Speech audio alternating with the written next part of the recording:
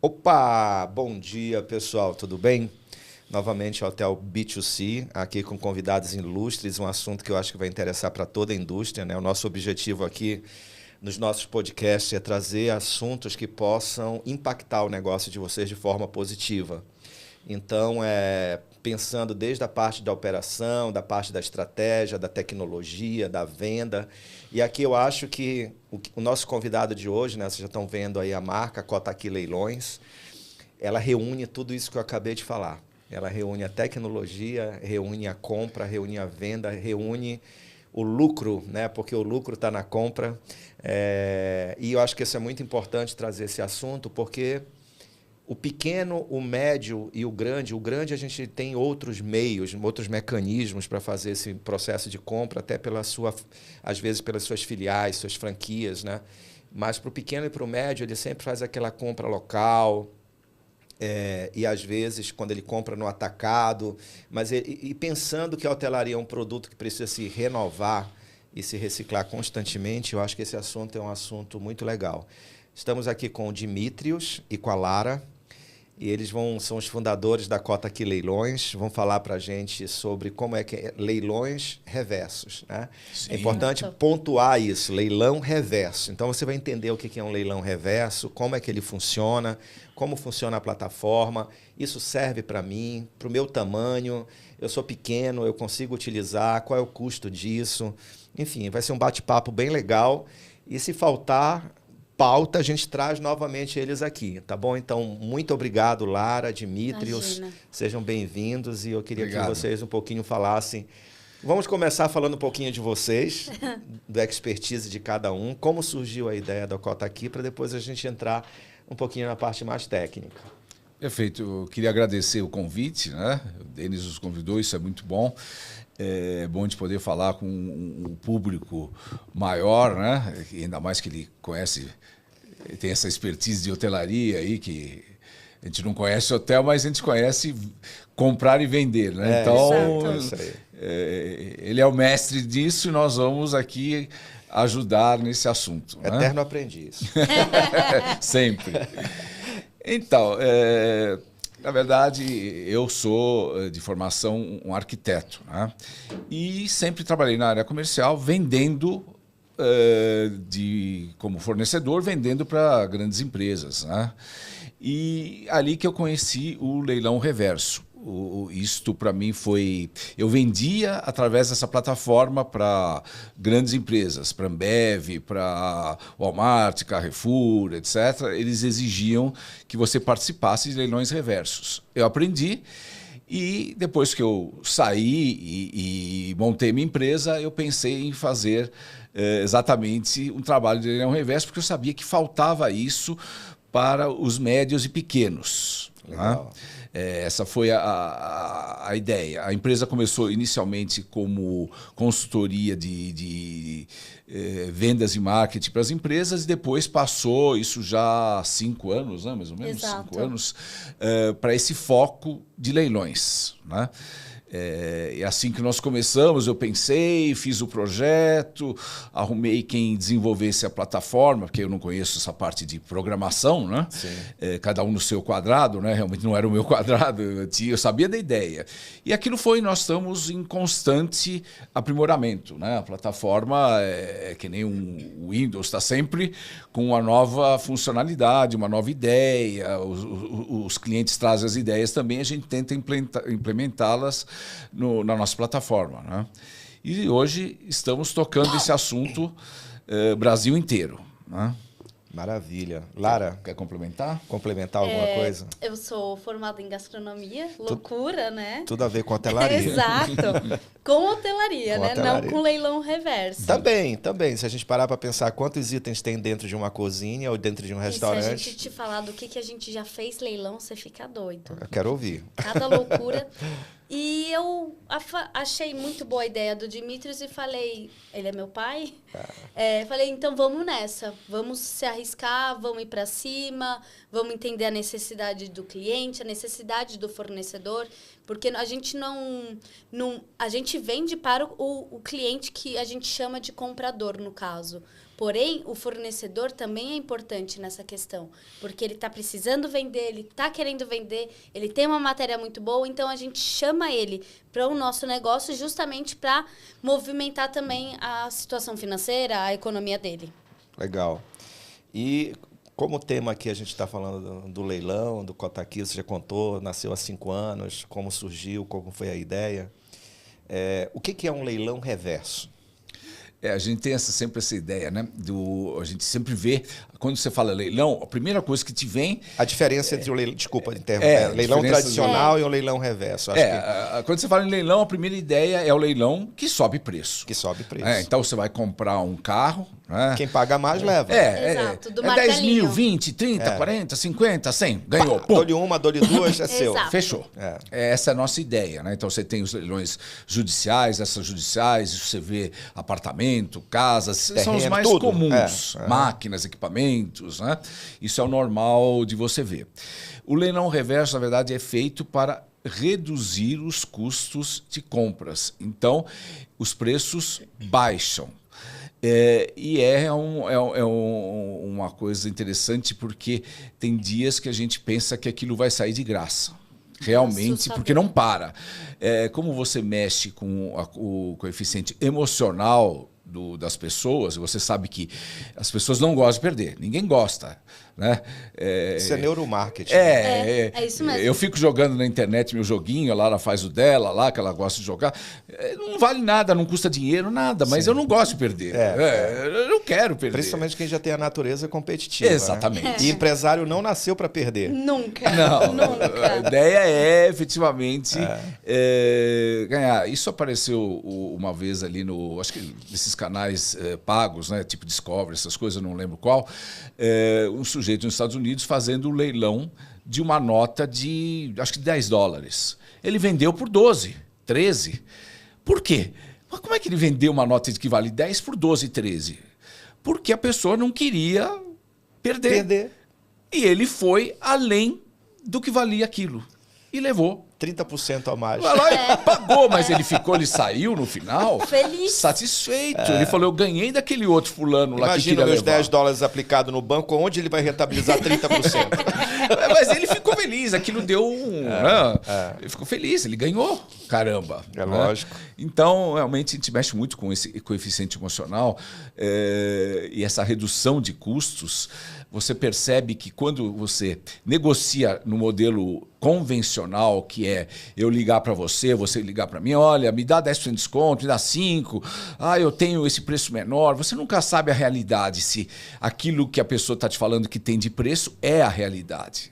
Né? No leilão reverso é compliance, é transparência e você sabe. Então, ali a pessoa quebra as suas amarras de eu só posso dar 10% de desconto. Ela vai no limite. Sim. Ele vai, é uma luta mesmo, você vê aquilo ali, um dá um lance, o outro vai imediatamente dar, ou então ele faz uma outra estratégia. As camadas vão sendo cortadas e abertas até chegar no núcleo final.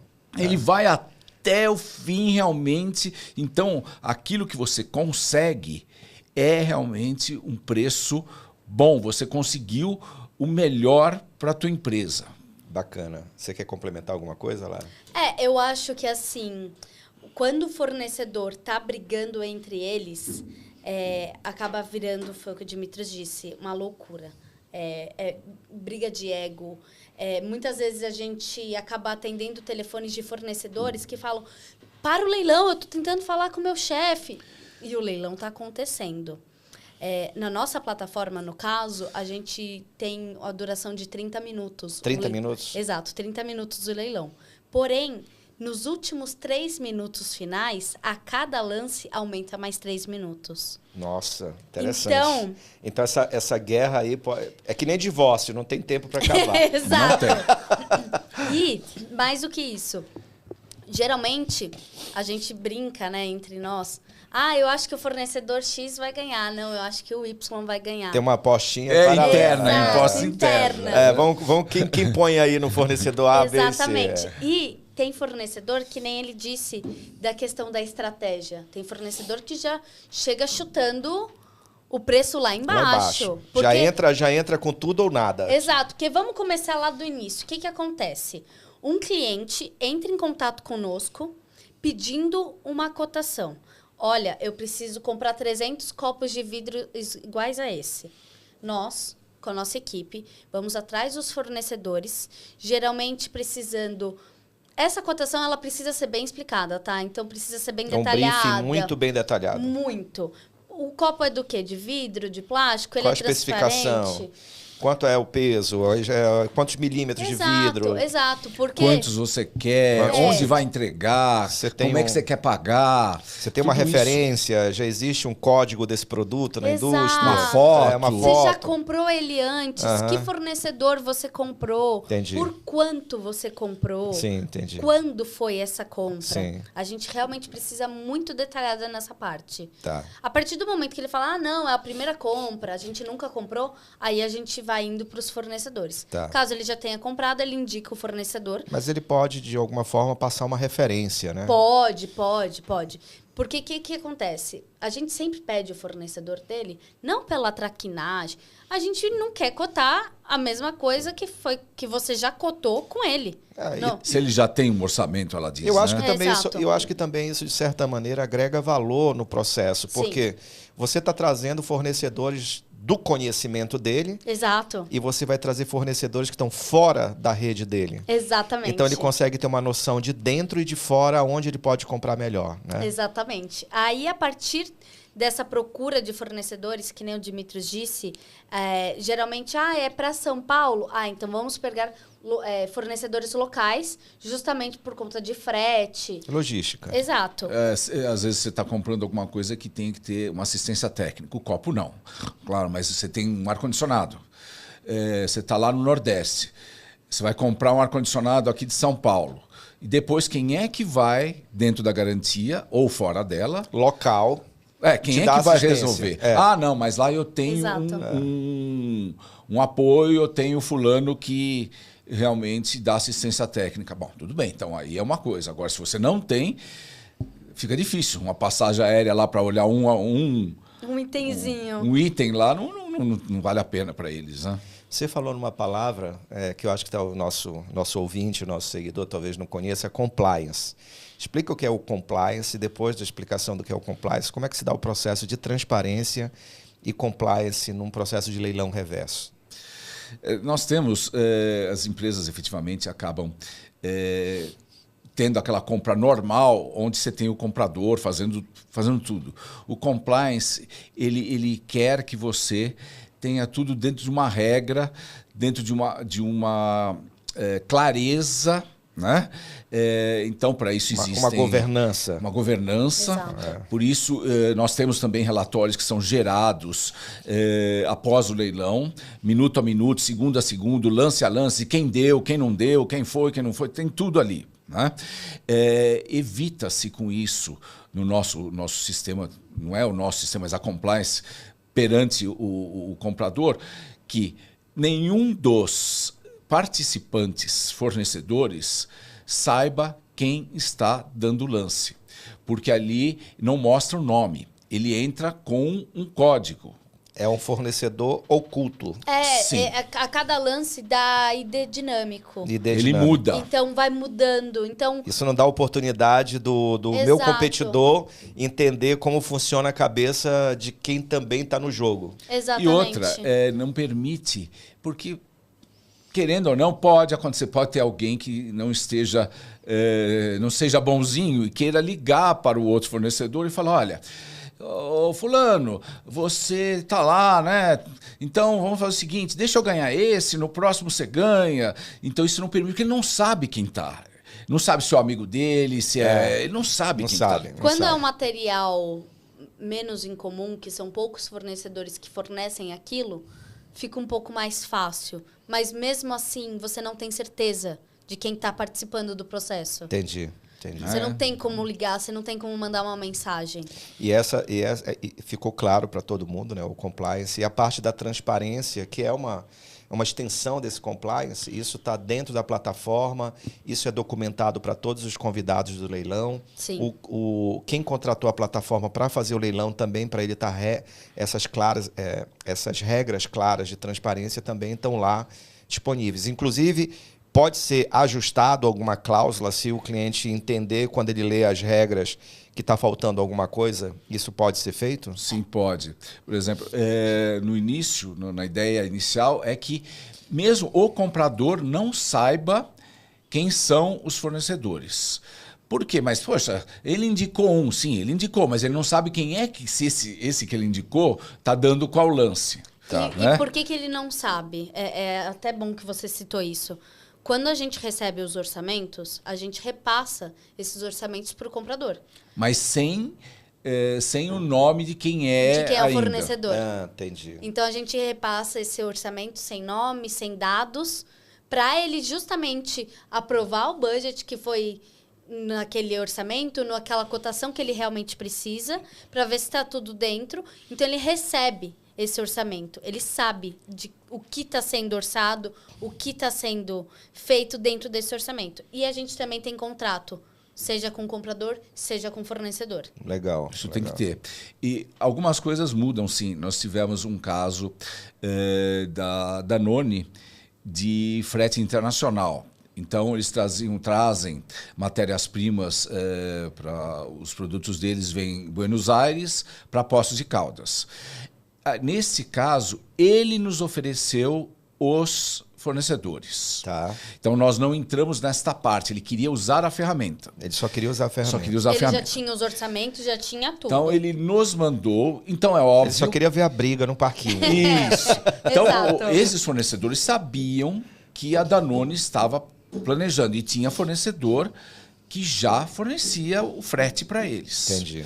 Então, eles tinham 4, 5 fornecedores e tinham mais, mas eles pararam em 4, 5 e estava bom. Eles queriam esses 5. Eu falei, tinha mais um outro, eu falei, mas e esse aqui? Esse, ele tem um preço um pouco maior, eu acho que não. Eu falei, chama ele. E, na verdade, foi esse que ganhou. Né? E eles pagaram um preço menor que pagaram um ano atrás de frete. Teoricamente do mesmo fornecedor, né? Não era nem era um que estava... ganhou. O que ganhou. Porque eles não queriam colocar esse cara. Entendi. Eles tinham 5 fornecedores e queriam fazer o leilão apenas com 3. E o Dimitrios falou, não, gente. Não fica bom. Não fica legal. São poucas pessoas, às vezes fica muito monótono, uma coisa meio... Não, e né? não dá aquela briga que precisa dar. Né? Será que também eles não podem entre eles combinar? Olha, você ganha essa, na próxima eu ganho. Exatamente. Na terceira eu ganho. Só 3 fornecedores, né? Aí ele falou, chama esse quarto. Foi justamente o que ganhou. O que ganhou. E eles estavam pagando mais barato, o mesmo preço do ano passado. Nossa, um ano depois, o mesmo preço. Então, isso foi bom. Então, mudou. Loucura. Então, acontece. A gente pode usar fornecedores só dele. Se ele falar, só quero os meus, só nossos, por exemplo, ele vai fazer uma compra de algo que nunca comprou. Eu sempre brinco da usina, né? O cara vai comprar uma usina nuclear. Quem que compra uma usina nuclear, caramba? Acordei com vontade de comprar eu tô achando que eu preciso de Eu uma já usina tenho nuclear. vou comprar outra. Então ele nunca comprou, então não tem fornecedores disso. Então nós vamos atrás. Agora, ele pode também fazer um misto. Eu tenho X fornecedores... e eu preciso de mais fornecedores. Né? Esse caso da usina é realmente uma brincadeira, mas aconteceu com o consórcio do Nordeste que administra os aeroportos lá de Maceió, de Recife, etc. São empresas já do processo de privatização? Elas já estão... Sim, administrando. Isso. Tá. E ele queria uma escada... Sabe a escada para entrar no avião? Sei. Finger. Né? Não, sei, aquela escada Isso. remota, né? Exato. Só que as que existem normalmente aqui no Brasil são aquelas escadas retas que você tem que subir e não dá para uma cadeira de rodas subir, não é isso? Ele queria uma com... Comprar cadeira de rodas. E também. tem isso no Exato. exterior. Ela Legal. é uma rampa que ela vai indo suavemente, subindo, fazendo Ela o faz o zigue-zague, L, né? e a pessoa Exato. mesmo sem auxílio consegue subir. Sem auxílio? Sem auxílio. Ela incrível. consegue com a sua própria cadeira. Isso não tinha no Brasil. Então, ele não tinha esse fornecedor. Nós arrumamos 2 fornecedores, não tinha muitos, mas que faziam isso. Né? Então, Que incrível. era uma coisa que nós nunca tínhamos trabalhado e conseguimos fazer. E estava especificado que eles queriam esse tipo de cadeira. Sim. De Exato. escada. Isso. É uma rampa, né? Uma Seria. rampa, é. Só vou voltar para responder o assunto lá das documentações, né? Quando você falou de compliance, documentação, isso tem desde o contrato inicial, o que vai ser feito, se tiver alguma alteração é feito ali no contrato. Eu preciso que seja assim, eu preciso que seja assado.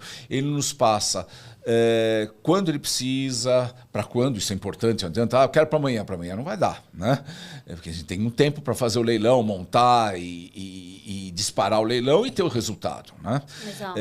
Então a gente olha tudo isso, olha cada fornecedor, como é que ele está no mercado, como é que ele o que ele entregou, para quem que ele entregou. Quem são os clientes dele, Quem né? são os clientes dele, são novos. Os mais antigos, a gente que já estão na plataforma, a gente já conhece. Mas quem entrou novo, a gente começa a fazer essas análises, né? E depois a gente No passa... Serasa. A gente legal. passa todo o relatório para eles depois. Olha, tá aqui... E ele não é obrigado, isso é importante, ele não é obrigado a fechar com um cara de menor preço. Ninguém coloca uma faca no pescoço dele e fala, você vai fechar com esse. Aham. Mas por quê? Não é o negócio do preço? Realmente é o negócio do preço. Mas vocês têm diferenciais.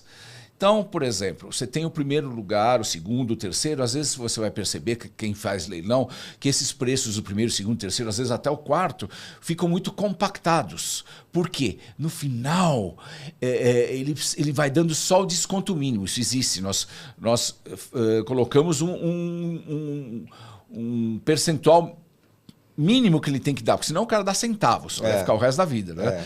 Então o critério seria em percentuais, não em... Não, em valores. Não, Não, em a gente valor coloca em mesmo. valor. Então, por exemplo, o leilão a gente já está negociado, já está tudo certo com o comprador, chamamos os fornecedores e falamos, até porque quando a gente recebe os orçamentos, a gente sabe mais ou menos o preço médio. Com esse preço médio que a gente começa o leilão. Lara, mas por que a gente não começa com menor valor? Tá, o fornecedor que deu mais valor no orçamento, ele pode não querer entrar no leilão. Entendi. Ele já se sente, mas já está nesse preço, eu nem quero. Ele até pode chegar, mas ele fala, não quero. Ele pode até ganhar. Entendi. Ele pode até ganhar. Mas ele olha... Ele desmotiva, na Exato, verdade, mandou desmotiva. um orçamento de 800 mil. Chega lá, já começou em 500, opa... Como assim?